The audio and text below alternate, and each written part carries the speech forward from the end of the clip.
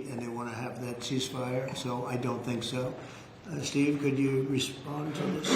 You know about it? Well, I think it's terribly unfortunate. Terribly unfortunate. We were just talking about it, how tragic it is, but we have an opportunity to finally get a peace deal, Mr. Prime Minister, as we discussed, and I'm hopeful for it very quickly. Mr. President, is there players that you said have been final offers, or are they more or less final offer. So South Korea, Japan, Look, we're always subject to negotiate something that's fair, but we've talked to most of the countries, and pretty much they've had their way for many, many decades, as you know.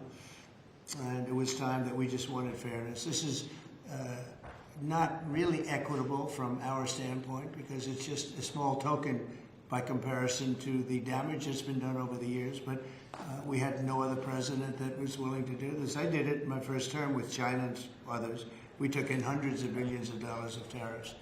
No inflation, the most successful period of time that we've ever had financially in the country. The first term. I think this term is going to be much better, even much better than that. That was the best ever, and this is going to be, I think, substantially better. And we're on the way to doing that. We've already taken in over $100 billion worth of tariffs, and we haven't even started. And all I say to the other countries is, you know, some of them wanted to make a deal and want to be fair. Others perhaps got a little bit spoiled. They were a little bit spoiled because for 30, 40 years, 50 years, they were taking advantage of the country. So we're going to, I would say final, but if they call with a different offer and if I like it, we'll do it. And the August deadline, is the August deadline firm now? Is that it? I would say firm. No, I would say firm, but not 100% firm. If they call up and they say, would like to do something a different way, we're going to be open to that. But essentially, that's the way it is right now, yeah. Mr. President, is your Palestinian relocation plan still on the table? Is there a plan? Has there been any progress in finding countries to accept? Maybe why don't I let you answer that question?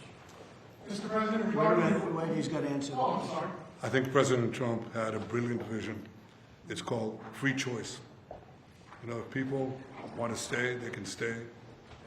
But if they want to leave, they should be able to leave. It shouldn't be a prison. It should be an open place and give people a free choice. We're working with the United States very closely about finding countries that will seek to realize what they always say, that they want to give the Palestinians a better future. And those who, and I think we're getting close to finding several countries, and I think this will give, again, the freedom to choose. Palestinians should have it, and I hope that we can secure it close by. And we've had great cooperation from surrounding Israel, surrounding countries, great cooperation from every single one of them. So something good will happen. Brian, did you have something? Mr. President, you've mentioned before you want to go down as your legacy as a peacemaker. Are we in the last chapter of closing out peace amongst this conflict now and all the other ones that you're working on?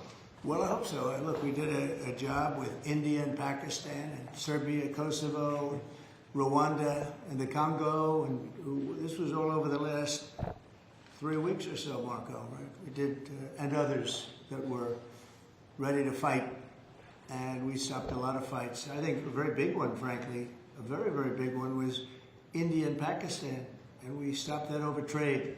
We're dealing with India and we're dealing with Pakistan, and we say we're not going to be dealing with you at all if you're going to fight. And they were maybe at a nuclear stage, at both, nuclear powers.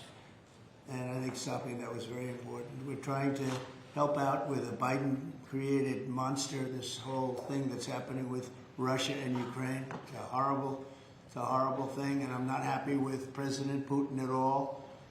But this is something that would have never happened if I were president. This is a war that was never going to happen. Go ahead, Ron. I was going to say, how would you address your critics that in the election they said that you would cause the next World War III, when in fact you're solving all the problems? I'm stopping wars. I'm stopping wars. And I hate to see people killed. Like, as an example, Ukraine and Russia, they're not Americans there being killed.